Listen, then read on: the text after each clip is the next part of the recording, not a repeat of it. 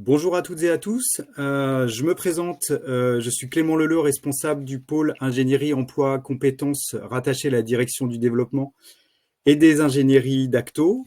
Je suis ravi de vous accueillir aujourd'hui à l'occasion de ce webinaire de présentation des outils au service d'une démarche RSE.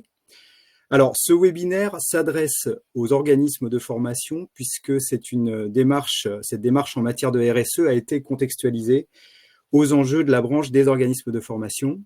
On est bien sur une démarche complètement spécifique aux enjeux des entreprises et non pas une démarche générique en matière de RSE. Il est prévu pour une durée d'1h15. Et donc, vous le constatez, on est sur un format en mode webinaire, donc il n'y a pas de prise de parole. Pour autant, nous vous accorderons un temps de questions-réponses en fin de webinaire. D'ici là, vous allez pouvoir laisser vos questions, vos commentaires, vos remarques, alors non pas dans le chat, mais directement dans l'onglet questions qui est présent en bas à droite de votre écran.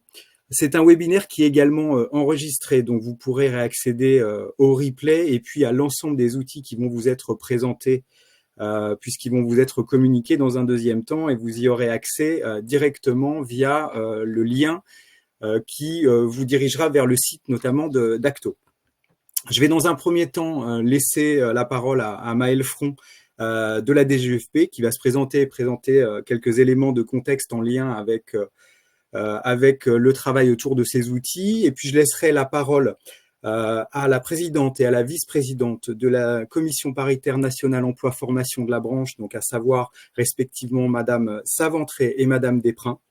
Et puis nous entrerons dans le vif du sujet avec l'intervention du cabinet Q associé, à savoir Alexiane Roland et Audrey Ferreira qui vont vous présenter l'ensemble des outils qui ont été développés pour vous. Et puis Alexiane et Audrey seront accompagnées également par Dalila Sidoum et Anne Fabre, respectivement présidente et vice-présidente de la sous-commission observatoire. Elles ont participé aux différents travaux et à la création des outils et donc seront nos témoins privilégiés dans le cadre de cette présentation. Je souhaite également remercier Raphaël Perdieu, qui est chef de projet ingénierie emploi compétences au sein d'Acto et qui a participé à l'élaboration de ces travaux. Je vous souhaite donc une excellente présentation et vous remercie pour votre participation. Maëlle, je vous laisse la parole. Merci Clément. Bonjour à toutes et à tous, Maëlle Front, je suis donc chargée de mission à la Délégation générale à l'emploi et à la formation professionnelle du ministère chargé du Travail et de l'Emploi. Je suis très heureuse d'ouvrir ce webinaire dédié à la présentation de ces outils qui visent à accompagner la transformation RSE des organismes de formation. Pour le ministère chargé du Travail et de l'Emploi, c'est un enjeu essentiel de pouvoir accompagner les entreprises dans la gestion des risques engendrés par leurs activités au regard des défis environnementaux et sociaux que nous rencontrons aujourd'hui. Les outils qui vont vous être présentés à l'occasion de ce webinaire ont été développés dans le cadre d'un accord d'engagement de développement de l'emploi et des compétences, un EDEC, que le ministère chargé du Travail et de l'Emploi a signé en septembre 2023 avec la branche des organismes de formation et Acto. À travers cet EDEC, et plus généralement pour l'ensemble des EDEC qu'il cofinance, l'État soutient des projets sectoriels, des projets de filière ou de territoire qui visent à anticiper les différentes mutations et transitions, par des études prospectives par exemple, et à accompagner l'évolution des emplois et des compétences. C'est un outil assez souple qui nous permet d'expérimenter et d'engager des actions innovantes afin de sécuriser les parcours des salariés, qu'ils soient en poste ou en mobilité. Cet accord, qui a été donc conclu entre l'État, la branche des organismes de formation et Acto, a pour objectif d'accompagner la branche, les entreprises et les salariés dans les transformations sociales, environnementales et technologiques. On peut notamment penser au développement croissant de l'intelligence artificielle générative et à ses effets sur les activités de formation. Les outils d'accompagnement à la transformation RSE des entreprises qui ont été réalisés par le cabinet Q et qui vont vous être présentés aujourd'hui sont un exemple de réalisation de cet accord. Cet accord, il prévoit également des actions en matière de sécurisation des évolutions professionnelles, des actions en matière d'attractivité des métiers sur une période de 3 ans. Par ailleurs, cet EDEC, qui est un accord national, il accorde une place très importante au territoire et il encourage les expérimentations au niveau local. Pour l'État, c'est un accord essentiel, d'autant plus que le secteur des organismes de formation, de par ses activités, contribue au développement d'autres secteurs d'activité. Voilà, je ne vais pas être beaucoup plus longue, je souhaite simplement remercier l'ensemble des partenaires de cet EDEC pour leur engagement dans les travaux, le cabinet Q et l'ensemble des intervenants qui vont vous présenter cette boîte à outils au service de votre démarche RSE. Merci également à toutes et tous pour votre présence, nous sommes ravis de vous accueillir pour ce webinaire Et voilà, je passe sans plus attendre la parole à Clément. Merci et bon webinaire. Oui. Merci Maëlle. Écoutez, je vous propose de passer la parole désormais à Madame Saventré. Merci Clément. Donc bonjour à toutes et à tous. Tout d'abord, merci pour votre participation et d'ailleurs, au regard du compteur qui ne cesse d'augmenter, nous voyons bien que ce sujet de la RSE, cet objet interpelle, interroge et appelle aussi de nombreuses réponses pour s'approprier cet instrument. Donc, ça tombe bien puisque lors du webinaire, vous allez avoir de nombreux conseils pour appréhender cet instrument. Alors oui, la branche des organismes de formation et sa présidence paritaire notamment, mais l'ensemble aussi des partenaires, a très vite compris que ce champ devait être investi, la RSE, et j'ai envie de dire investi dans tous les sens du terme. En effet, et cela a été rappelé par Maëlle de la DGEFP, notre branche est confrontée à de multiples changements et défis à relever. Les enjeux liés aux mutations environnementales, culturelles, économiques, sociétales, mais aussi les transformations profondes du travail, et c'est sous ce prisme-là que mon intervention très courte portera. Tous ces défis sont aussi de véritables leviers pour mettre en place un réel dialogue social. Et comme je vous le disais, moi, c'est plus sous le prisme du côté salarié que je préfère m'exprimer et que je représente d'ailleurs les salariés. Et comme ça a été dit, la question des parcours professionnels, de la lutte aussi contre l'obsolescence des compétences face aux différentes mutations, mais aussi nous sommes confrontés au sein de la branche à une pyramide des âges, comme vous avez pu le constater, qui est vieillissante, conjuguée aussi à un manque d'attractivité des différents métiers, de fidélisation d'une population plus jeune, il y a un turnover, c'est un constat, et tous ces éléments nous obligent à nous interroger et je dirais, à aller beaucoup plus loin dans la co-construction d'une véritable stratégie RSE. Alors, nous sommes convaincus que la RSE peut être un sujet à part entière du dialogue social dont il faut se saisir, notamment en développant des politiques transverses proactives et surtout pour l'amélioration des conditions de travail, mais aussi de valeurs inclusives partagées, la prise en compte réelle des enjeux sociétaux tels que l'égalité femmes-hommes, la diversité, l'égalité, ça j'en ai parlé, mais aussi l'équilibre vie pro, vie perso. Pour conclure mon propos introductif, si la mise en place d'une démarche RSE peut apparaître très contraignante pour certains, voire astreignante, au-delà du discours, celle-ci présente in fine des avantages tant pour les salariés que pour les entreprises. La qualité, le sens du travail, les valeurs, l'image positive, la fidélisation, l'implication des salariés, voire leur engagement. Et en effet, toutes les études, la littérature sur ce sujet démontrent qu'une stratégie RSE partagée avec les salariés impacte positivement la créativité des équipes et donc aussi la productivité. Donc, je dirais, pour conclure, c'est du gagnant-gagnant à partir du moment où tout le monde est convaincu qu'en mettant en place cette vraie stratégie RSE, nous pouvons lever énormément de freins et participer à, je dirais, et ce n'est pas du tout naïf de ma part, à un mieux vivre ensemble au sein des entreprises. Je passe peut-être la parole à nouveau à Clément. Merci Madame Saventré. Écoutez, je passe la parole à mon tour à Madame Desprin. Donc, merci Clément. J'arrive en troisième position des interventions préalables. Donc moi, je vais venir compléter les perspectives qui ont été énoncées par Christine Saventré. Au nom de la présidence, que tous deux représentons de la CPNF, je tiens d'abord à me réjouir de la signature de cet EDEC, dont la signature a été rappelée précédemment, qui a permis de mettre à la table des négociations les partenaires sociaux, l'État et ACT.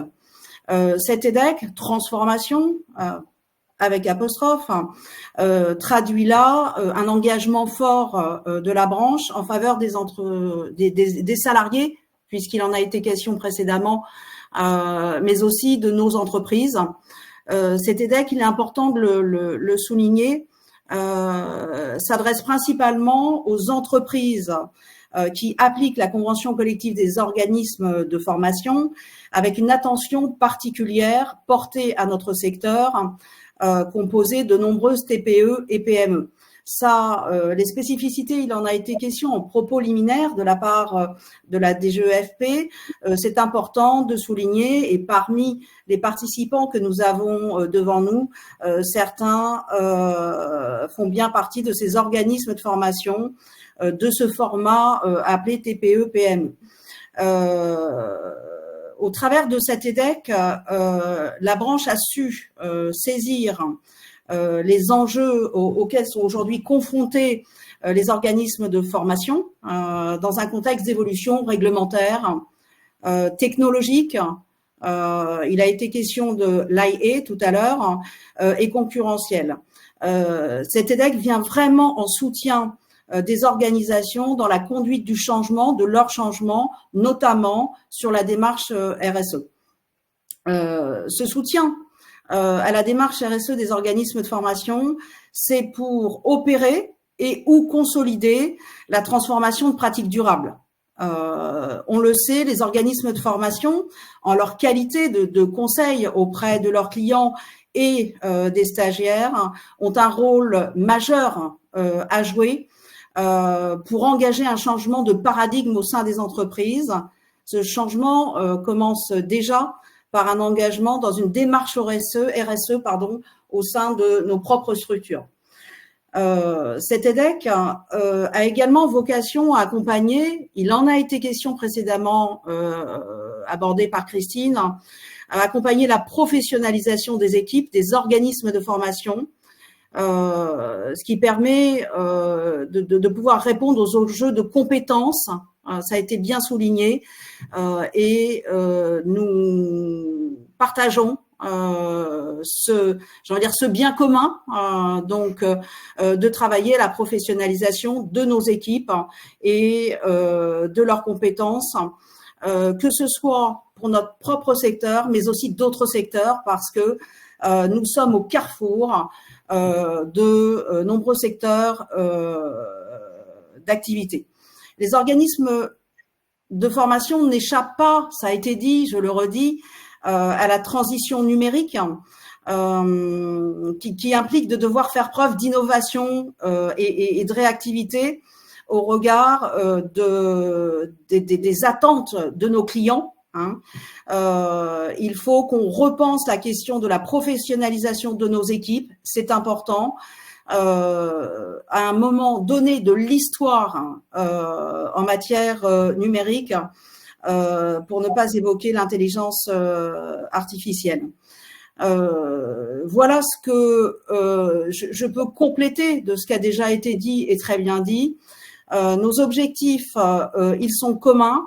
Ils travaillent aussi sur l'axe de l'attractivité. Il en a été question, je le redis, oui, de nos métiers, et de la fidélisation de nos salariés.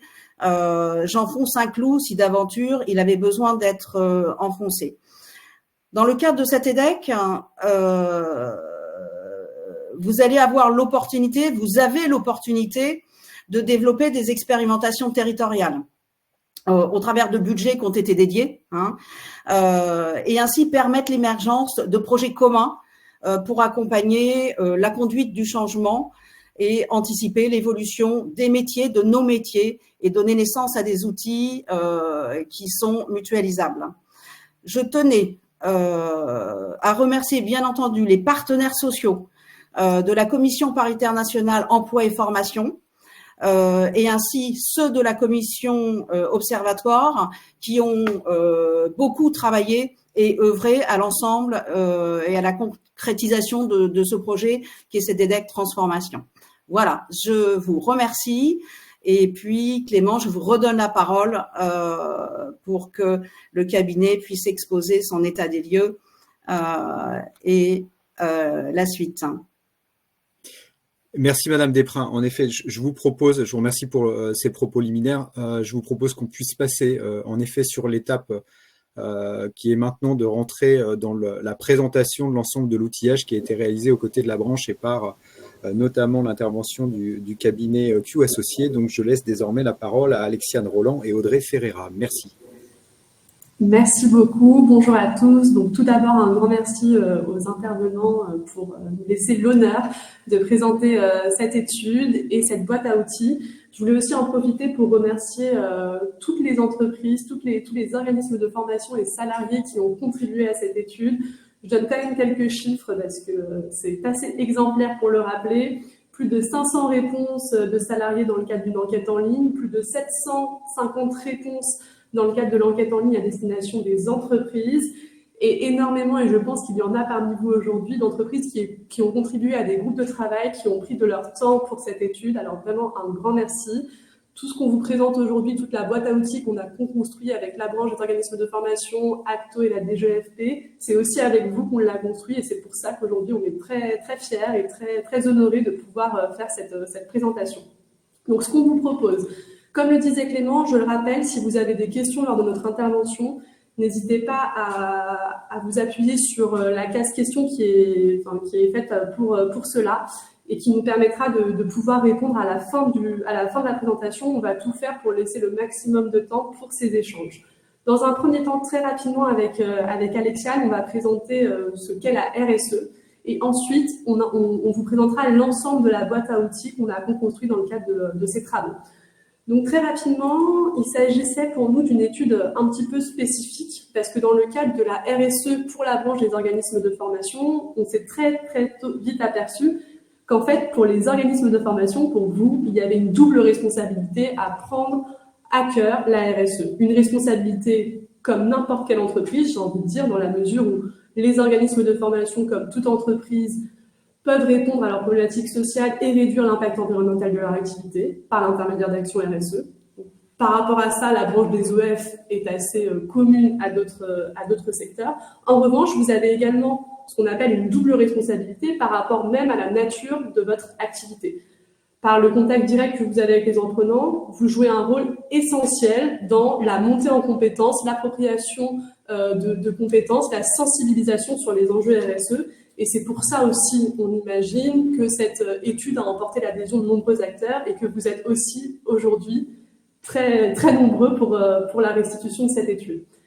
Ce qui était aussi un petit peu spécifique, bien que pas seulement unique à votre secteur, c'est qu'il y a quand même, dans l'environnement des organismes de formation, un environnement qu'on appelle concurrentiel. Et on s'est rendu compte en échangeant avec plusieurs acteurs, plusieurs personnes ici présentes, qu'il y avait quand même une demande de plus en plus forte, notamment pour ceux d'entre vous qui répondent beaucoup à des appels d'offres publics, demande de prendre en compte ces critères RSE. Et c'est aussi pour ça qu'on a essayé de construire ces outils de la manière la plus opérationnelle possible, pour que vous puissiez vous les approprier, vous en saisir, pour que cela puisse répondre à la fois à des enjeux RSE globaux, mais aussi à votre activité au quotidien. Donc concrètement, qu'est-ce que la RSE? Parce qu'on parle beaucoup de RSE depuis le début de ce webinaire, c'est vraiment le cœur du sujet aujourd'hui, mais concrètement, qu'est-ce qu'on entend par RSE? Donc RSE, c'est la responsabilité sociétale des entreprises, qui est un terme qui se fonde sur le développement durable. Le développement durable qui est lui-même constitué de plusieurs dimensions. Donc on entend parler de la dimension sociale, de la dimension économique et de la dimension environnementale. Donc on s'est vraiment basé sur ces trois dimensions-là et on a fait en sorte de les appliquer dans la vie de l'entreprise, parce qu'une politique RSE, c'est une approche par laquelle une entreprise va intégrer volontairement des préoccupations sociales et environnementales à ses activités commerciales et dans ses interactions avec l'intégralité de ses parties prenantes.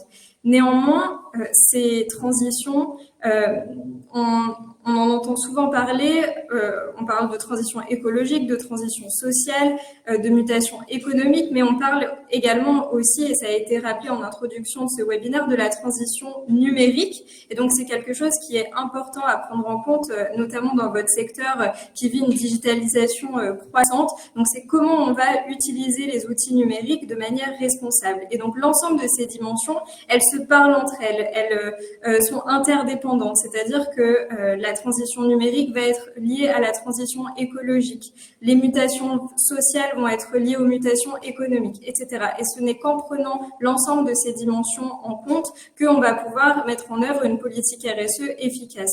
Donc, pour vous donner quelques exemples, sur la transition écologique, on va bien sûr être sur la réduction de l'empreinte carbone de l'entreprise, la sensibilisation des salariés. Donc là, on rejoint le volet social où on a l'accompagnement au changement, l'évolution des conditions de travail, l'amélioration de la qualité de vie et des conditions de travail, et tout cela face aux mutations économiques et donc le renforcement de la concurrence, l'évolution des réglementations qui affectent votre secteur.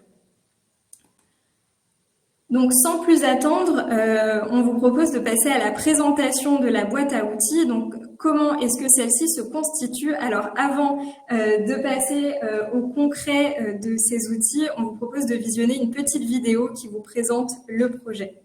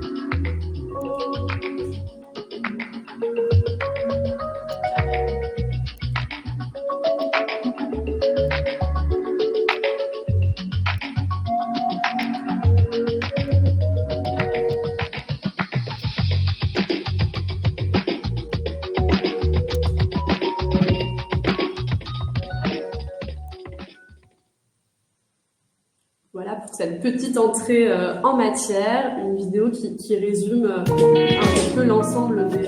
pardon, j'ai oublié la touche finale. Donc, qui résume un petit peu l'ensemble des outils qu'on va vous présenter dans le détail avec Alexiane aujourd'hui. Donc, l'idée dans un premier temps, c'était très rapidement de vous donner les grandes conclusions du rapport, ce qui est très difficile parce que ça a été l'objet de travaux importants.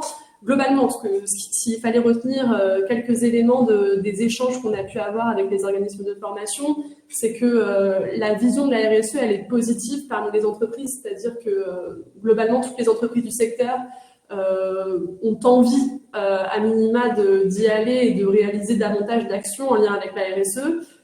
En fonction des catégories d'acteurs et des types de profils, d'activités qu'on a pu rencontrer, il y a une compréhension qui est partielle, par contre, sur la plus-value d'investir vraiment du temps dans la démarche.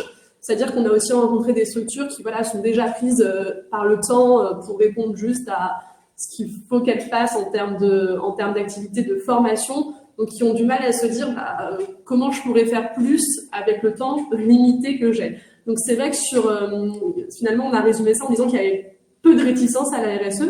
Globalement, la branche, les entreprises croient en sa valeur ajoutée et en sa vertu, mais il y a quand même des freins qui existent pour la mise en œuvre de cette démarche. Et le principal frein, c'est le manque de ressources, donc soit simplement de ressources humaines pour contribuer à ces actions RSE, soit aussi de ressources financières pour passer le cap, pour mettre en œuvre des actions, et principalement, effectivement, le manque de temps. Les résultats de notre état des lieux confirment le besoin d'outillage des entreprises, et ces outils, ils sont vraiment là pour que vous puissiez dans le meilleur des mondes, gagner un petit peu de temps et passer à l'action de manière plus rapide que si vous étiez seul avec la page blanche en disant qu'est-ce que je mets dans ma démarche RSE, qu'est-ce que c'est. Et aussi un point qu'on a pu voir dans l'étude, c'est que souvent ça paraissait très difficile de passer à l'action parce que certains organismes de formation voyaient la RSE comme une démarche globale, tout comme l'a présenté Alexiane, mais souvent il suffit juste d'enclencher une action pour pouvoir ensuite étayer un petit peu sa politique RSE, et c'est souvent en passant rapidement le cap qu'on peut enclencher une réelle politique RSE. On va vous montrer les grandes thématiques et les enjeux RSE. Oui, parce que tous ces outils, donc ils sont issus des 2 enquêtes qu'on a menées, donc à la fois auprès des salariés, auprès des entreprises, auxquelles un grand nombre d'entre vous ont répondu. Donc encore merci au groupe de travail. Et donc grâce à ce rapport d'études, on a pu identifier quelles étaient les grandes thématiques et les grands enjeux RSE spécifiques à votre branche des organismes de formation. Et donc ces 5 grandes thématiques et ces 17 enjeux, ils constituent vraiment le fil rouge des différents outils, et vous les retrouverez que ce soit dans le guide pour débuter et initier sa démarche RSE, dans le référentiel RSE, dans l'autodiagnostic, tous les éléments qui ont été présentés dans la vidéo et sur lesquels on va revenir juste après. Mais donc, quelles sont donc ces grandes thématiques sur lesquelles les outils sont concentrés? On a premièrement le fait de structurer sa politique RSE. Alors, très souvent, on a des organismes de formation qui nous ont partagé faire des choses pour la RSE, mettre en place des actions, mais manquer de temps pour pouvoir formaliser les éléments et vraiment intégrer ces actions dans une politique stratégique de RSE et intégrer la RSE dans la stratégie globale de l'entreprise. Donc, c'est vraiment cette première thématique qui va être la pierre angulaire en fait du reste des thématiques, c'est vraiment qu'il y ait du lien et de la cohérence entre les différentes actions qui sont mises en œuvre pour pouvoir répondre à des objectifs stratégiques dans l'entreprise. La deuxième thématique, c'est le fait d'adopter des pratiques éthiques avec les parties prenantes. Et donc là, ça fait partie intégrante du développement durable et de la RSE. Ça va être d'avoir des préoccupations, d'intégrer des préoccupations environnementales et sociales dans les relations avec ces parties prenantes. Et donc, ça va être à la fois, bien sûr, sur le volet commercial, mais également avec d'autres partenaires, avec les apprenants, également avec ses salariés. Donc, ça va être vraiment avoir un code de conduite pour diriger l'éthique dans les relations avec ces différentes parties prenantes. Ensuite, en troisième, on a la mise en œuvre d'une politique sociale. Donc, on retrouve ici notre dimension sociale dont on a parlé tout à l'heure. Et c'est là qu'on va avoir l'amélioration de la qualité de vie et des conditions de travail, le fait d'avoir un environnement de travail qui est sûr et accessible pour tous, le recrutement inclusif, l'égalité entre les femmes et les hommes, pour vous donner un exemple, mais encore bien d'autres actions possibles qui sont dans cette thématique-là. On a également le fait de proposer une offre de formation responsable. Donc là, c'est vraiment bien sûr une thématique qui est spécifique à votre secteur. Donc ça va être le fait d'intégrer ces préoccupations dans les modules de formation, de sensibiliser les apprenants, mais également d'assurer l'adaptabilité des formations qui, on le sait, ont tendance à être de plus en plus individualisées.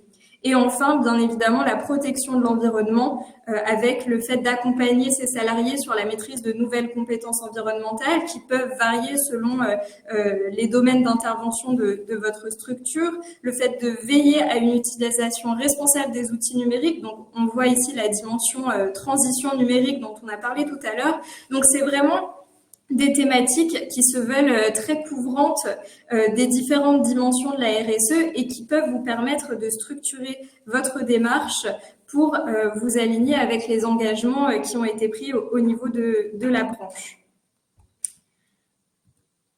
Et donc, concrètement, cette boîte à outils, de quoi elle se constitue? Donc, on a un certain nombre d'outils qui ont chacun un objectif en particulier et on va revenir plus précisément sur chacun d'entre eux. Donc, premièrement, vous avez l'autodiagnostic. L'autodiagnostic, il est en libre accès sur le site d'Acto. Donc, on va vous montrer comment y accéder et il vous permet d'identifier quels sont vos points forts et vos leviers d'amélioration pour initier ou développer votre démarche RSE et ce, sur chacune chacune des différentes thématiques qu'on vient de lister. Donc, c'est vraiment une très bonne porte d'entrée si vous ne savez pas trop où vous en êtes sur la RSE pour voir quels sont vos points forts, encore une fois, et les points que vous pourriez développer.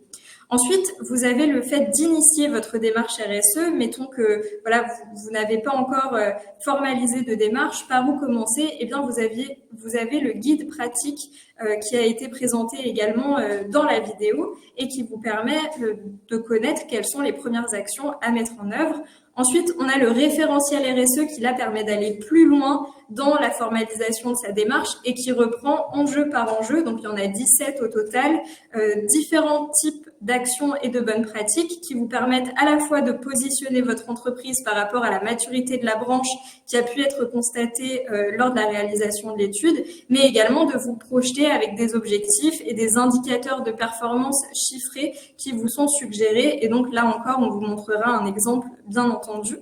Et enfin, on a la charte RSE qui vous permet de communiquer sur vos engagements, c'est-à-dire que lorsque vous décidez de mettre en œuvre un certain nombre d'engagements, vous pouvez signer cette charte et ensuite l'intégrer, que ce soit sur votre site internet ou votre rapport RSE, pour indiquer à vos différentes parties prenantes que vous êtes engagé sur la RSE. Sans plus tarder, je vous propose de vous montrer comment s'articulent ces outils sur le site internet d'Acto. Donc voilà, normalement, l'écran s'affiche bien. Et donc, lorsque vous êtes sur le site d'Acto, il vous suffit en fait de sélectionner votre profil. Donc, je suis un organisme de formation. Et donc, je vais sélectionner organisme de formation juste ici. Je fais valider mon profil. Et ensuite, je vois que j'ai la mise en place d'une démarche RSE. Et donc, je clique sur tous les outils et j'accède à cette page qui est la page d'accueil qui permet d'accéder à l'intégralité des outils qui sont d'ores et déjà en libre accès. Donc, vous pouvez tout à fait y accéder dès cet après-midi pour regarder un petit peu plus en détail de quoi il s'agit. Alors, cette page, elle se structure premièrement avec la découverte du projet. Donc, vous avez ici une infographie qui résume le projet. Donc, on l'a déjà fait à l'oral, donc on vous laissera découvrir cette infographie. Vous avez également la vidéo si vous souhaitez la visionner en autonomie. Et ensuite, vous avez la première partie, j'entre en action, donc avec l'autodiagnostic et le guide pratique pour se lancer. Ensuite, vous avez le référentiel qui permet d'aller plus loin et enfin la charte d'engagement que vous pouvez télécharger. Donc, dans un premier temps, on va aller sur l'autodiagnostic. Donc, l'autodiagnostic également, il est en libre accès. Vous cliquez sur « Réaliser l'autodiagnostic » et vous accédez encore une fois à la première page. Donc ici, vous avez un petit texte qui vous explique le contexte du projet et également qui vous informe de ne pas quitter la page, sinon vous risquez de perdre votre progression. Donc, vous faites fermer et ensuite vous retrouvez du coup les 5 thématiques dont on a parlé, l'objectif étant de positionner votre structure par rapport à ces différents enjeux. Et donc, vous avez une première question qui porte sur le fait d'effectuer un suivi des actions RSE de votre organisme. Et donc, à chaque fois, vous avez 4 possibilités de réponse. Chaque possibilité de réponse correspond à un niveau de maturité. Donc, ici, par exemple, je peux décider de cocher « Oui, les actions RSE font l'objet d'un suivi par des indicateurs chiffrés permettant de mesurer la progression de l'organisme. » Et vous poursuivez. En deuxième question, on a la RSE est-elle intégrée au processus de décision stratégique de votre organisme? Et donc ici, on est vraiment sur la gouvernance. Est-ce que vous intégrez des discussions RSE lors de vos comités de direction? Est-ce que du temps est dédié à ces sujets-là? Et donc là, on est sur une question de fréquence. Est-ce que c'est jamais, parfois, souvent, toujours? Donc là, mettons parfois à titre d'exemple. Quelles ressources humaines, financières ou matérielles mobilisez-vous pour mettre en œuvre votre politique RSE? Donc là, encore une fois, 4 possibilités de réponse. Donc, si j'ai, par exemple, mis en œuvre certaines actions spontanées, mais je n'ai pas alloué de ressources particulières, je peux cocher la deuxième réponse. Et ensuite, je valide et je continue pour passer à l'étape suivante qui est l'adoption des pratiques éthiques avec l'ensemble des parties prenantes. Alors, toutes les réponses sont obligatoires. Je vais passer un petit peu vite pour qu'on puisse accéder tout de suite aux résultats. Mais voilà, donc vous cochez les réponses qui vous correspondent. Vous faites valider et continuer. On est ensuite sur la 3e thématique, donc on poursuit le choix des réponses, et ce sur les 5 thématiques. Sachant que vous pouvez réaliser l'autodiagnostic autant de fois que vous le souhaitez. Donc si par exemple je le fais une première fois en 2025 et que je souhaite le refaire 6 mois plus tard pour voir quelle est ma progression, c'est tout à fait possible. Voilà. Et ensuite, sur la dernière partie, je réponds également.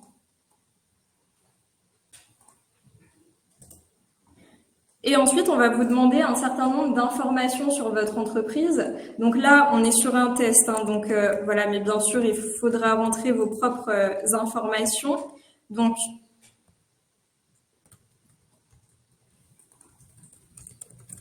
hop.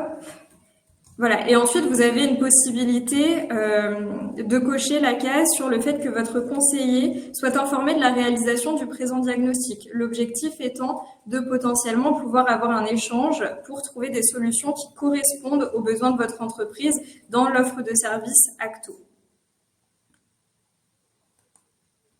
Donc, vous validez et voilà. Et ensuite, vous vous retrouvez ici sur votre profil. Donc, vous avez un texte qui vous indique que l'autodiagnostic est un exercice qui est rapide, qui permet d'avoir une première identification, bien sûr, de vos points forts et de vos points d'amélioration, mais ne constitue pas, bien évidemment, une représentation parfaite de vos engagements, ni des choses que vous faites aujourd'hui dans votre entreprise. Et là, bien sûr, n'hésitez pas à contacter ensuite votre conseiller OPCO pour qu'il puisse vous orienter sur les solutions dans l'offre de service qui pourraient correspondre à vos besoins. Vous avez ensuite votre profil général. Donc, ici, j'ai obtenu un score global de 50 sur 100, ce qui fait de moi le profil curieux. Vous avez la possibilité soit d'imprimer vos résultats, soit de les recevoir par mail. Et vous avez ici le détail par thématique.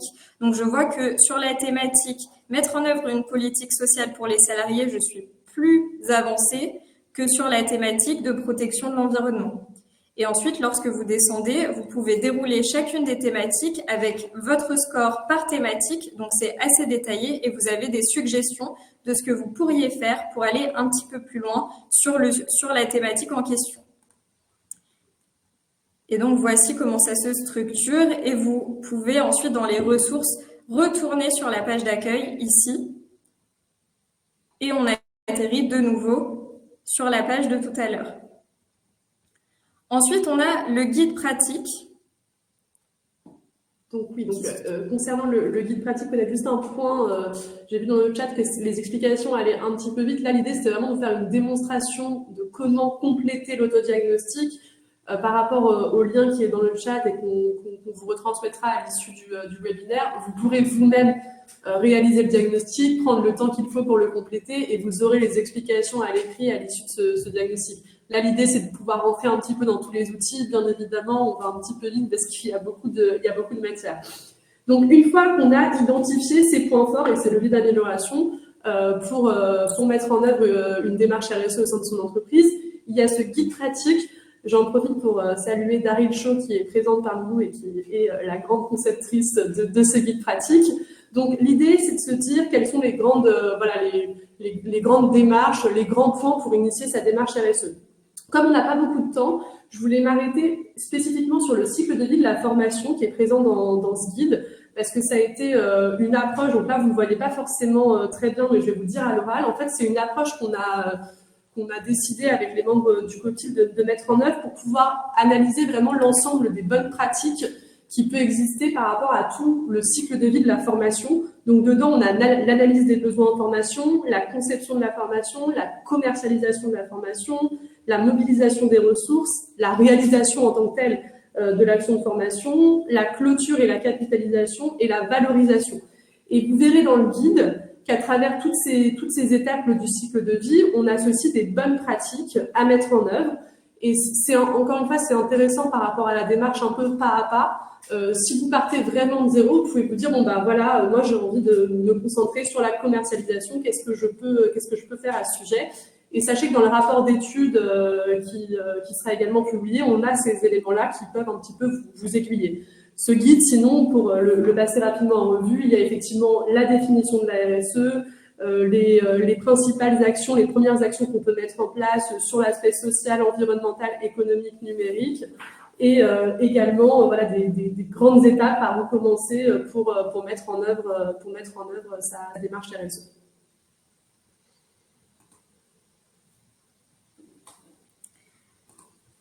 Alors, si on passe à présent au référentiel, donc qui est également accessible sur cette fameuse page Acto qu'on vous a présentée. Donc le référentiel, il se structure comme ceci, c'est-à-dire qu'on a premièrement un éditorial de la branche qui introduit du coup son engagement et le projet dans sa globalité. Ensuite, on a un guide méthodologique qui est une grille de lecture sur la manière dont se structure chaque enjeu du référentiel. Et donc, on retrouve ici dans le sommaire les différentes thématiques qu'on a listées à l'oral, ainsi que les 17 enjeux qui sont détaillés. Donc, aujourd'hui, ce qu'on voulait faire avec vous, c'est vous présenter 2 exemples de ces enjeux pour qu'on puisse voir ensemble comment ils se structurent. Alors, on va commencer avec le 8e enjeu qui porte sur la qualité de vie et les conditions de travail dans la thématique mise en œuvre d'une politique sociale. Alors, on ne va pas rentrer dans le détail et vous lire l'intégralité de ce qui a été rédigé, mais vous avez premièrement une description qui indique que la qualité de vie et les conditions de travail sont des éléments qui sont extrêmement valorisés par les salariés et qui ont un impact très positif sur leur activité. Donc, vous trouverez dans la partie description, tout comme dans la partie maturité du secteur, des éléments qui sont issus des 2 enquêtes et du rapport d'études qui a été transmis au mois de mai, qui permettent d'évaluer à la fois en quoi la qualité de vie et les conditions de travail représentent un enjeu important pour la branche des organismes de formation et quelle est la maturité du secteur sur ce sujet.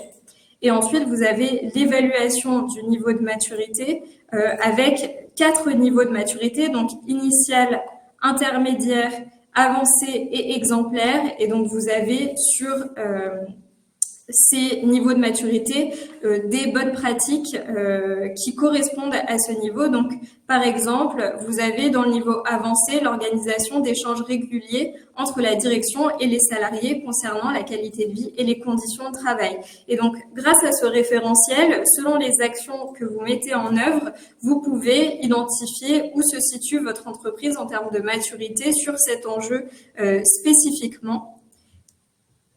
Après, bien évidemment, cette liste d'actions n'est pas exhaustive. L'objectif est plus de donner une orientation.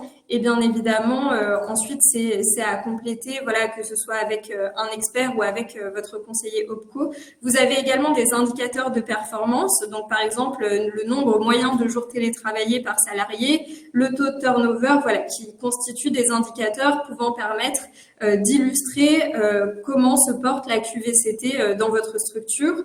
Vous avez ensuite la correspondance avec les objectifs de développement durable de l'ONU, avec l'ISO 26000, qui est la norme qui définit la RSE au niveau international, et enfin avec Calliope.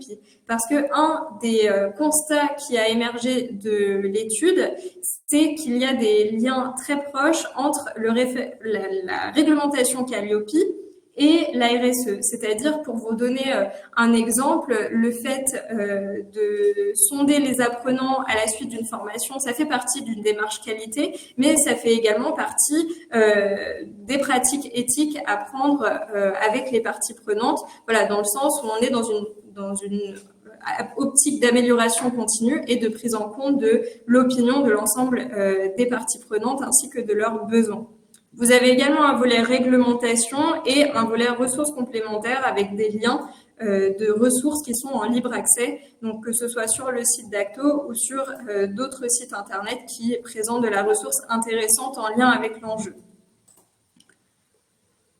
Donc, très rapidement, pour évoquer l'enjeu 12, sans reprendre la structuration du guide, mais l'idée, c'était de vous montrer que, effectivement, dans ce référentiel, on a repris à chaque fois nos 5 thématiques et les différents enjeux qui vous ont été présentés par Alexiane tout à l'heure. Un enjeu qu'on voulait forcément évoquer avec vous, c'est un enjeu propre au secteur, c'est peut-être de proposer des formations éco-responsables répondant aux évolutions des besoins en compétences environnementales, numériques et sociales des apprenants. Donc, ça me permet de citer un chiffre que j'ai oublié de citer en introduction, qui était que 85% des entreprises interrogées reconnaissent que les organismes de formation ont une responsabilité importante dans l'acquisition par la population des compétences en lien avec les transitions environnementales, numériques, mais également sociales. Donc, ce qui prouve bien que cette double responsabilité est partagée par tous. Ici, on met que la maturité du secteur à ce niveau-là est plutôt intermédiaire. Et ensuite, comme le montrait Alexiane, sur l'évaluation du niveau de maturité, il y a plusieurs éléments qui vous permettent de vous positionner et plusieurs bonnes pratiques et actions à mettre en œuvre par rapport à ça, avec encore une fois la correspondance avec les ODD, Objectifs de développement durable, l'ISO 26000 et Calliope, bien évidemment. Donc, une fois que on a, grâce à l'autodiagnostic, identifié ses points forts, ses leviers d'amélioration, qu'on a pu voir comment initier assez simplement, rapidement sa démarche RSE à travers le guide et où on a pu aller voir dans le référentiel l'enjeu sur lequel on voulait agir, les différents points d'action qu'on pouvait mettre en œuvre.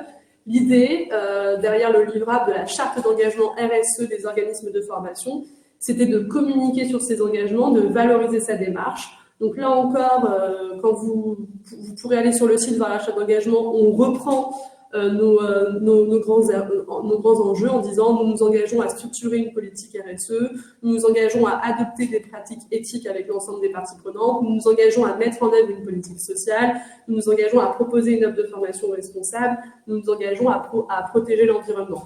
Donc ça, c'est un support qui peut être intéressant aussi pour vous pour communiquer et valoriser cette démarche-là, tenter que vous effectivement réalisez ces actions en interne au sein de votre structure.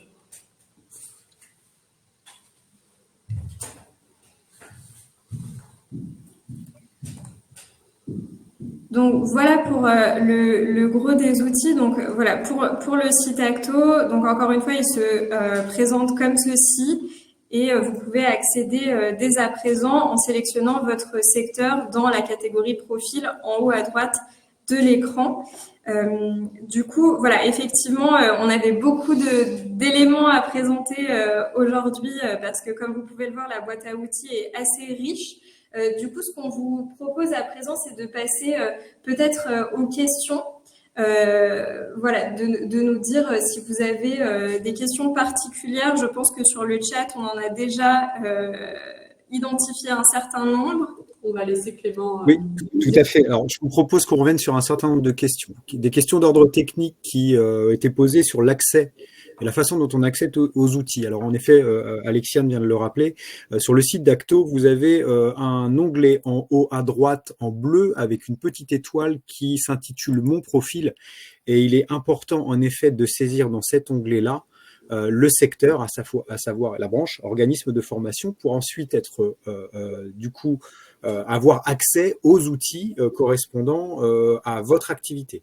Donc voilà, comme c'est montré ici, secteur, organisme de formation, et vous allez ensuite pouvoir, sur la page d'accueil d'Acto, accéder dans l'onglet outils, directement à l'ensemble des outils en matière de RSE. Ce qui évitera, en effet, comme j'ai pu le voir dans le fil de discussion, que vous soyez renvoyé vers des outils en matière de RSE qui appartiendraient à d'autres branches, puisque c'est aussi un point qui a été évoqué. L'ensemble des outils ici travaillés sont en effet contextualisés à 100% à l'activité des organismes de formation et des enjeux de la branche. Et donc, les autodiagnostics, tels qu'ils ont été structurés en matière de questionnement, renvoient à des questions relatives aux thématiques qui sont bien évidemment intégrées au référentiel de branche RSE et au-delà de ces thématiques, aux actions que la branche a décidé de travailler en priorité en fonction de la méthodologie qui vous a été présentée, c'est-à-dire le questionnement des entreprises, des salariés qui ont fait remonter leurs préoccupations principales sur cette thématique. Donc voilà, en termes de méthodologie, rappelez que tout ça est un travail qui est le fruit d'un travail partagé avec la branche, les entreprises, les salariés, et que de fait, l'ensemble de ces outils est sur une démarche spécifique et non pas générique. Vous avez posé des questions alors sur des moteurs de recherche. Je pense que là, en effet, il y a peut-être des problématiques d'ordre moteur de recherche pour accéder au site Acto chez certains d'entre vous. L'utilisation de Google ne m'a pas posé de problème pour accéder directement au site Acto. Donc, je vous propose de faire de votre côté peut-être des vérifications, simplement pour voir comment est-ce que vous pouvez accéder facilement aux outils, mais pas de point de blocage sur ce point-là. Autre question, alors ça c'était pour les questions techniques, une question relative alors au reporting de durabilité des entreprises, c'est-à-dire la directive européenne en matière de CSRD qui correspond et qui correspond aux plus grandes entreprises. Peut-être que Q peut intervenir sur ce champ-là, puisque la question était de savoir si vous aviez tenu compte dans les travaux des obligations de reporting des plus grandes entreprises. Je pense que vous pouvez revenir notamment sur le sujet de la norme ISO 26000, mais pas que, pour répondre à ces questions de est-ce que nous avons intégré dans les travaux ce sujet-là, ou en tout cas, nous l'avons pris en compte. Oui, bien sûr, c'est des éléments qui ont été pris en compte. Alors au-delà, lors de la réalisation de l'étude, on a une phase d'analyse documentaire qui nous permet de nous renseigner sur l'intégralité des normes et de la réglementation qui existe sur la RSE. Donc c'est vrai que pour la CSRD, c'est une réglementation qui s'adresse en particulier aux plus grandes entreprises, et on sait que pour les organismes de formation, on est majoritairement sur des petites structures. Donc la CSRD n'était pas le socle, si vous voulez, de création des outils. On s'est plutôt fondé, et là c'était le choix à la fois d'Acto et de la branche des organismes de formation, de se fonder sur la norme ISO 26000, qui est une norme qui définit la RSE au niveau international. Et donc c'est des enjeux qui sont intégrés à cette norme et qui sont assez générales et qu'on a ensuite adaptés. Mais c'est des enjeux qu'on retrouve dans les critères CSRD, étant donné qu'elle se fonde elle-même aussi sur cette norme RSE. Et c'est vrai que sur la CSRD, comme le contexte législatif peut être assez changeant, sur la partie autodiagnostic et sur les livrables qu'on délivre de manière générale, on s'appuie sur un contexte législatif fort, mais c'est pas un check réglementaire entre guillemets, parce qu'on sait que la réglementation évolue, et donc c'est plus, enfin notamment sur la philosophie de l'autodiagnostic, c'est plus de se dire est-ce que par rapport au concept de la RSE avec les différentes dimensions, vous êtes plutôt mature ou moins mature ou à un niveau intermédiaire. Donc on l'a pris en compte dans l'analyse documentaire, mais c'est vrai que sur les livrables finaux, c'est pas intégré tel quel. Il y a une autre question qui a été posée sur une spécificité peut-être plus en lien avec un label, le label EFQM, qui est a priori à travers les recherches un label en matière de RSE. Une demande de conseil sur ce label-là. Peut-être je peux répondre à ce sujet-là. En fait, nous aujourd'hui, le travail il a été réalisé en fonction de la norme de référence internationale qui est la norme ISO 26000. Donc, certaines entreprises peuvent être amenées à souhaiter se labelliser ou obtenir une norme qualité et aller jusqu'à l'ISO 26000. Là, aujourd'hui, nous, le travail qui a été réalisé tient compte de la norme ISO 26000 pour travailler sur les orientations thématiques, actions et les indicateurs en lien avec les objectifs de développement durable. Nous n'avons pas, nous, en tant qu'Acto, à vous orienter plus spécifiquement sur tel ou tel label, dans la mesure où nous ne maîtrisons pas forcément le champ ou les spécificités de chaque label. Je ne sais pas si, peut-être que Q, vous pouvez apporter, vous, des compléments d'informations sur la méthode en lien avec l'ISO 26000. Et alors, les labels. l'ISO 26000. Donc tout à l'heure, j'ai dit que l'ISO 26000 avait des enjeux généraux, c'est-à-dire que on va être sur le droit des consommateurs, le droit des salariés, l'amélioration de la QVCT, on va être sur la protection de l'environnement. Nous, le travail qu'on a fait, c'est de prendre ces différentes thématiques qui sont les questions centrales de l'ISO 26000 et de les adapter à votre secteur. Donc un des travaux qui a été fait par exemple sur le cycle de vie de la formation qu'Audrey a présenté tout à l'heure dans le guide, c'est que on a identifié quelles actions RSE pouvaient être mises en œuvre sur le cycle de la formation et on a associé les questions centrales de l'ISO à ces différentes actions. Donc c'est un exemple de méthodologie qui a été prise en compte pour intégrer l'ISO 26000 aux travaux. Mais c'est vrai que sur la question des labels et différentes certifications qui existent, on n'a pas fait ce travail-là parce qu'il en existe une multitude et on a choisi, même si c'est vrai que lors des échanges, il y a des labels qui ont été cités plusieurs fois, on a choisi de pas forcément les valoriser au détriment d'autres parce que pour le coup, ça c'est aussi un choix à vous de choisir une labellisation plutôt qu'une autre. Je me permets juste d'enchaîner parce qu'il y a une question un petit peu en lien avec ce que vous dites, qui était est-ce que la mise en place de cette démarche RSE peut donner lieu ou être un préalable à une certification, labellisation officielle type EcoVadis? Et donc, peut-être que la structuration d'une politique RSE peut aider les entreprises qui choisissent de se labelliser ensuite. Oui, tout à fait. Effectivement, c'est vrai que la labellisation, c'est presque, on va dire, le niveau expert, entre guillemets. C'est-à-dire que tous les outils qui sont à votre disposition peuvent effectivement vous aider à structurer votre démarche. Et qui dit structurer votre démarche dit potentiellement pouvoir répondre à certains critères de labellisation de tout type. Il y a également des questions sur le volet plan d'action, savoir si l'ensemble de la démarche peut-être permet d'intégrer des indicateurs des entreprises dans le cadre de plans d'action spécifiques ou d'outillage spécifique. Là aujourd'hui, vous avez essentiellement en fait accès au référentiel de branche, mais également à l'autodiagnostic qui vous permet d'avoir un état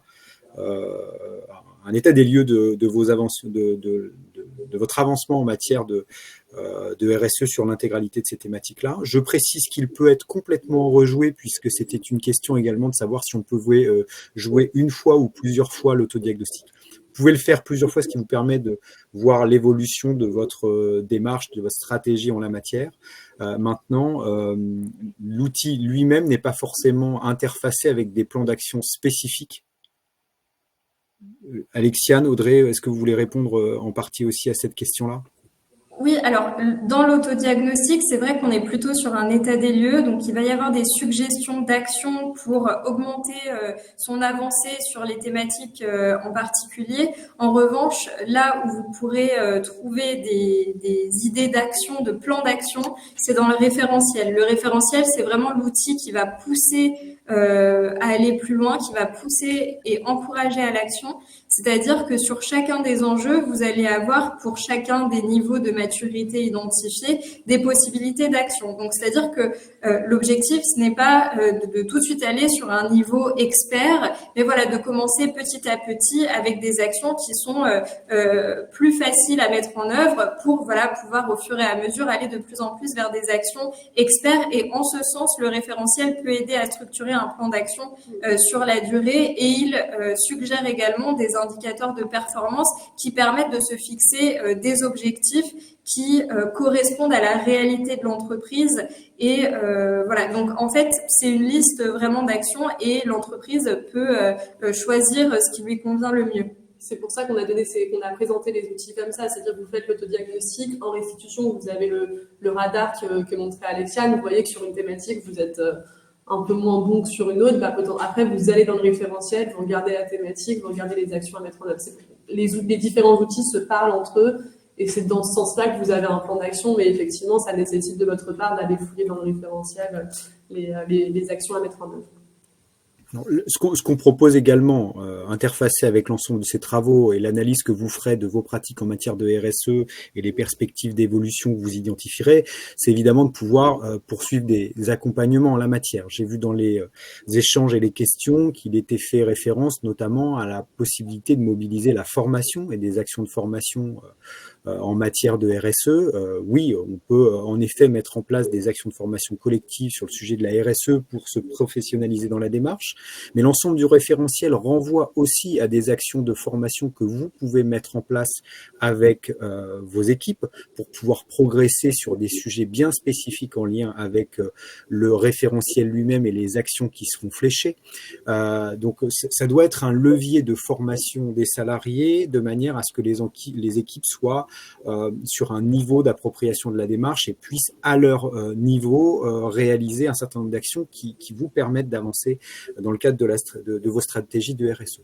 Nous avons aussi des sujets autour des appuis conseils RH qui sont des prestations qui vous permettent d'aller affiner sur telle ou telle thématique à travers un diagnostic et un plan d'action opérationnel, de pouvoir avoir un accompagnement dédié, qu'il soit individuel ou collectif, sur ces sujets-là, RSE, mais en lien avec les transitions, avec la marque employeur, avec la transition écologique, et ça, c'est aussi une action que nous pouvons vous proposer.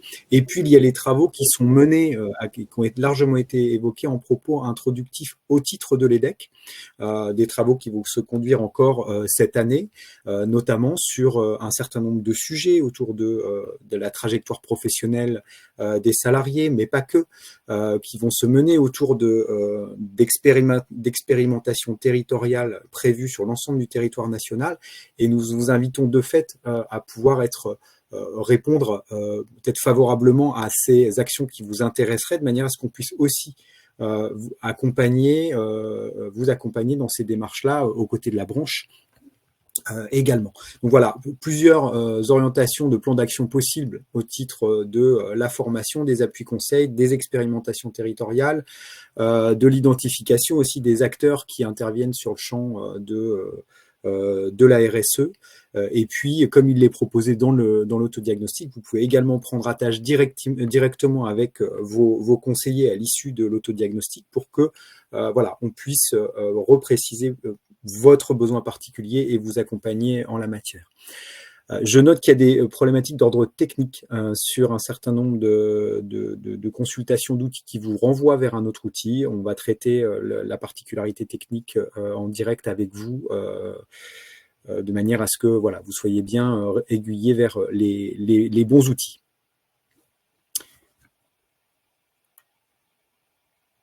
Alors, il nous reste encore quelques minutes pour prendre différentes questions.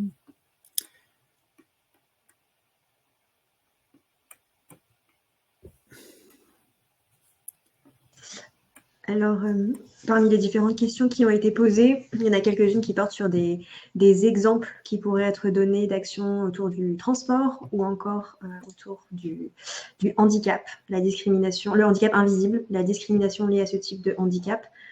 Donc effectivement, vu que ça fait partie des enjeux évoqués dans le référentiel, peut-être que vous souhaitez apporter d'autres éléments, Alexiane et Audrey.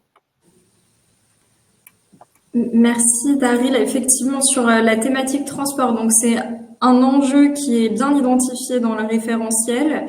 Donc ça concerne plus particulièrement la réduction de l'empreinte carbone des déplacements liés à la formation, sachant que ce n'est pas seulement un enjeu environnemental, mais également de qualité de vie et de conditions de travail, l'objectif étant de réduire les temps de transport des formateurs pour se rendre sur les lieux de formation. Donc, c'est effectivement un enjeu qui est identifié avec un certain nombre d'actions qui sont proposées. Donc, on ne peut que vous inviter à consulter le référentiel pour avoir le détail de l'ensemble de ces actions. Mais typiquement, on a des entreprises qui nous ont partagé mettre en œuvre du covoiturage, mettre à disposition des salariés un parking à vélo, subventionner les mobilités durables de leurs salariés, mettre en place des incitations monétaires pour prendre le train plutôt que la voiture pour se déplacer. Donc voilà, c'est un certain nombre d'actions qui sont proposées et qui permettent de réduire l'empreinte carbone de ces déplacements. Il y a également la digitalisation qui est envisagée lorsque c'est pertinent et qui bien sûr ne se fait pas au détriment de l'expérience apprenante, mais qui peut permettre sur certaines formations de réduire du coup les déplacements. Pour préciser, c'est l'enjeu 14, réduire l'impact carbone des déplacements liés à la formation. Vous aurez effectivement les éléments qu'Alessiane a évoqués. Il y avait aussi un organisme de formation qui nous avait parlé d'utiliser des tiers-lieux pour permettre aux apprenants et aux formateurs de minimiser les distances à parcourir. Donc voilà, il y a un certain nombre de choses, effectivement. On vous invite peut-être à regarder plus précisément l'enjeu 14 en espérant que vous y trouverez les bonnes actions. Voilà. Et sur la partie handicap invisible, alors il y a toute une partie du référentiel qui porte sur le recrutement inclusif. Et donc, c'est sur cet enjeu spécifiquement, qui est du coup bien sûr dans la thématique sociale, qu'on va retrouver un certain nombre d'actions qui permettent l'égalité de traitement et l'égalité des chances, que ce soit entre les candidats potentiels, les salariés actuels, mais également les apprenants. Donc là, je vous invite également à aller consulter le référentiel pour avoir le détail de ce qui est proposé. Je rebondis sur un certain nombre d'interventions pour dire en effet que vous pouvez tout à fait, et on vous incite à prendre contact directement avec votre conseillère ou votre conseiller acto à l'issue des travaux de diagnostic que vous aurez pu réaliser, de manière à ce qu'on puisse voir ensemble comment enclencher la mise en place d'actions spécifiques qui pourront répondre à vos attentes.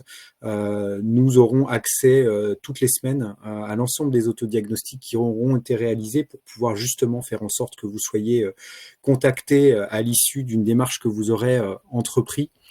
Dans la mesure où vous aurez bien en effet coché sur le formulaire final que vous souhaitez bien être mis en relation avec votre conseillère ou votre conseiller. Alors, je sais qu'on peut peut-être prendre une dernière question et puis à ce moment-là, peut-être clôturer avec, pour la conclusion, l'intervention de Dalila Sidoum et d'Anne Fabre. Donc peut-être comme une dernière question, c'est ça? Éventuellement, s'il y en a encore. Il y avait quelques points que j'avais notés sur Calliope, donc des gens confirmant qu'effectivement il y a un lien entre le référentiel et les enjeux éthiques de la RSE et demandant est-ce que vous pensez que la certification va évoluer vers l'intégration des enjeux de transition? Est-ce qu'il y a une formation obligatoire à passer pour les référents RSE, RSO dans le cadre de Calliope? Alors, dans le cadre de Calliope, donc comme on disait, il y a effectivement un certain nombre de liens qui peuvent être faits entre la démarche qualité et le fait d'initier ou de développer sa politique RSE. En termes de formation obligatoire à passer pour les référents RSE dans le cadre de Calliope, ça n'a pas été évoqué dans le cadre de ce projet, donc on aurait tendance à plutôt dire non. En revanche, la formation et la sensibilisation des salariés à ces thématiques fait partie des actions qui peuvent être mises en place, et d'autant plus lorsque ces derniers sont référents sur le sujet. Voilà. Mais ça ne fait pas partie du référentiel ou de la réglementation Calliope.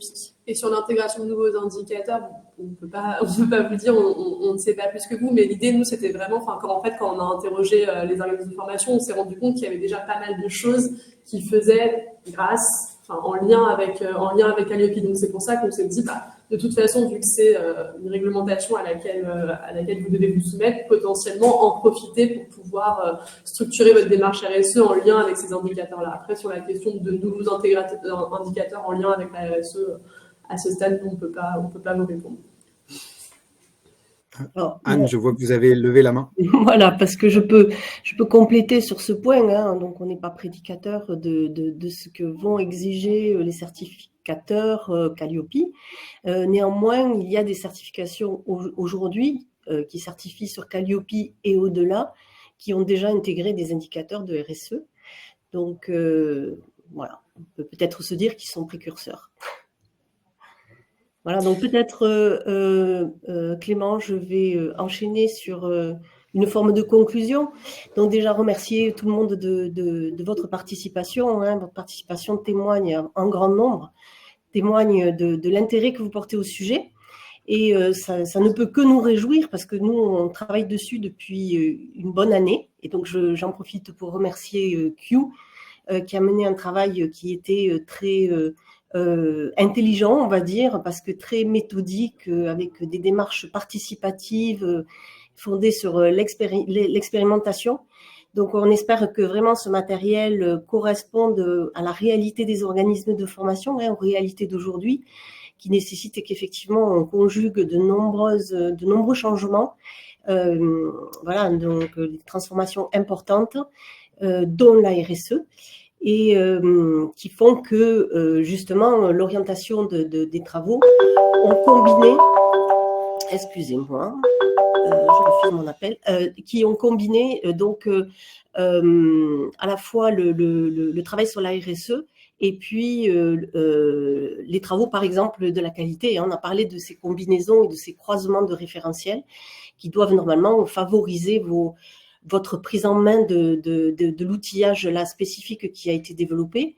Dire également que les outils qui ont été proposés, ils se veulent être une aide à la structuration d'une démarche pour pouvoir planifier des objectifs, planifier des actions et mesurer l'efficacité de ces actions, tout en valorisant ce qui est déjà en place, puisque de nombreux organismes de formation ont déjà mis en place de nombreuses pratiques. Et grâce aux outils, on va pouvoir valoriser ce qui est déjà en place en vue de l'améliorer et d'aller plus loin.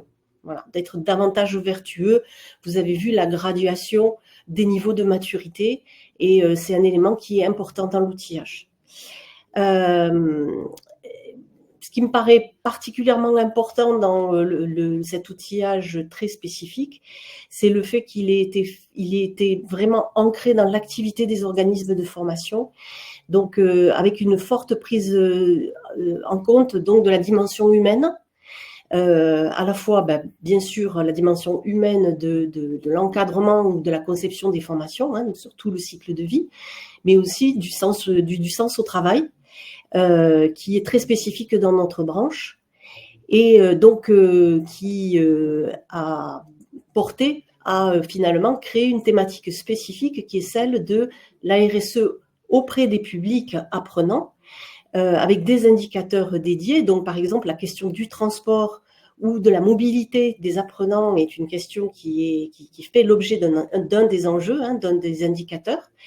Et donc, voilà, je pense que ça, c'est vraiment la plus-value de cet outillage qui est vraiment construit pour être à la main des organismes de formation et du coup, participer à ce que les formations soient plus percutantes en RSE et un impact également sur la société. Voilà. Donc, je vais laisser la parole à Dalila qui vous fera également part de son expérience d'accompagnement de ces travaux. Oui, merci Anne. Donc, chers participants, nous arrivons maintenant à la fin de notre période de questions. Nous espérons que cette séance a été enrichissante et que nous avons pu répondre à vos interrogations sur les outils liés à la responsabilité sociale des entreprises dans les organismes de formation. Vos questions pertinentes ont bien évidemment enrichi nos échanges et ont permis d'explorer ce sujet essentiel sous différents angles. N'oubliez pas que la mise en place de stratégies RSE efficaces peut non seulement améliorer l'impact social et environnemental de vos organismes de formation, mais également renforcer votre attractivité et votre compétitivité, améliorer le dialogue social et bien d'autres thématiques, notamment celles concernant les salariés. Donc, nous vous encourageons donc à explorer ou à continuer d'explorer ces outils et à échanger avec vos pairs pour partager vos bonnes pratiques. Nous vous remercions pour votre présence et votre intérêt. Si vous avez d'autres questions ou vous souhaitez approfondir certains aspects, n'hésitez pas à nous contacter sur le site en ligne de la branche www.labrancheformation.fr Vous verrez, nous avons un nouveau site au niveau de la branche qui est assez sympa, donc vraiment n'hésitez pas. Nous tenons également à remercier chaleureusement les 500 salariés qui ont permis d'enrichir le questionnaire de notre partenaire Q. Et puis, merci encore aux partenaires sociaux, à la DGEFP et à Acto, puisque l'EDEC est donc en tripartite, hein, je le rappelle. Et à bientôt pour de nouveaux échanges collectifs et constructifs autour de l'EDEC Transformation, et au plaisir de vous revoir tous réunis autour de ce grand EDEC. Merci beaucoup. Merci. Merci. Au revoir. Merci. Merci. À tous et toutes. Au revoir. Au revoir.